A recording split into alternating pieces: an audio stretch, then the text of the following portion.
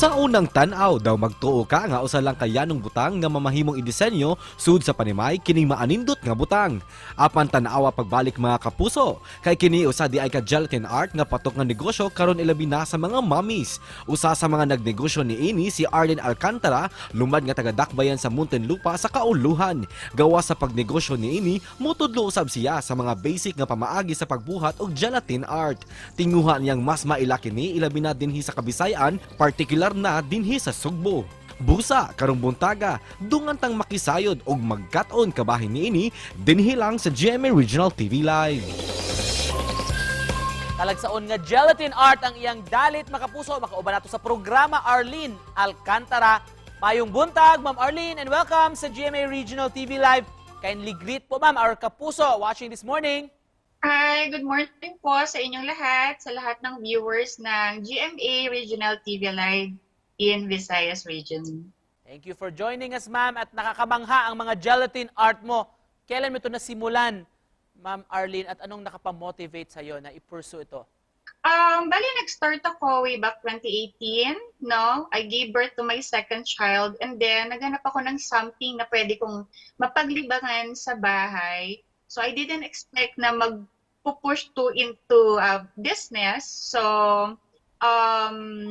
yun, hanggang ngayon, up to, 2018 up to now, I'm still doing this art and sharing this to other mommies like me. Personally, Ma'am, do you consider yourself as an artist? Yes, because this art is not easy, and you can actually learn this on your own. So you really have someone to guide you to do this art. What's with the gelatin art po, Miss Arlene, na para sa'yo mas lamang kaysa sa mga cakes, ibang cakes? Well, syempre yung itsura kasi niya, it's very unique, no? Dahil saan ka naman makakakita ng gulaman na merong bulaklak sa loob? Anong taste nitong gelatin cake mo, Miss Arlene?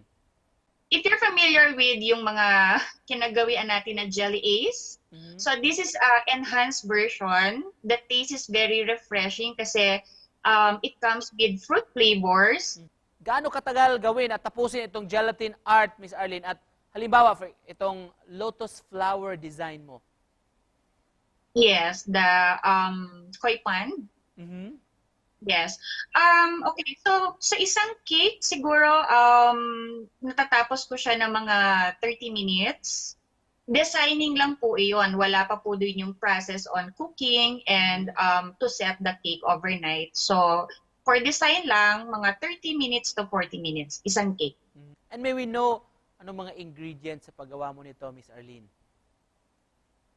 Okay, yung isang advantage din kasi ng cake namin is konti lang yung ingredients. Kaya mong ma-memorize. You just need a high quality of gulaman, of course, milk, and gelatin powder, sugar, and food flavoring. Yan lang. Oh, take note natin yan. Can you teach us po, basic process, paano gawin itong gulaman gelatin art mo? So, ang process ng 3D jelly cake is, of course, you have to cook the canvas, which is yung gulaman. It has to be clear. And then, we will set that overnight before we can put the flowers. The flowers is made of milk mixture with the gelatin. That's why it's gelatin cake.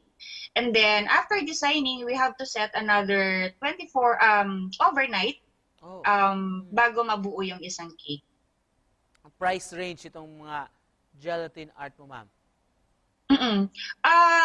The cakes starts at 1,300 for 8 inches size. And then, of course, nagbabago na yung rate kung medyo customized na siya or medyo humihirap na yung mga designs. Sa mga gustong matuto nitong gelatin art mo, Miss Arlene, saan ka pwedeng makontact? And kindly also take this opportunity para ma-invite at makapuso sa iyong social media platforms. I teach online. So I have online class. Pwede kayong mag-inquire sa aming Facebook and IG page, Gelatin at its Best. So, para magkaroon na din sa Cebu nito, kasi marami talagang gustong mag-order. Gelatin at its best. Lastly, Miss Arlene, your message of hope para sa ating mga kapusong nanonood right now. Sa mga gusto pong matuto, send lang po kayo ng message, yung mga gusto ng extra income or something na parang stress reliever. This is a perfect way or startup business para sa ating, especially sa mga mommies na nagsistay sa bahay lang. Wow, thank you so much for joining us this morning. We had fun talking to you, Miss Arlene Alcantara. Salamat, ma'am. Thank you so much.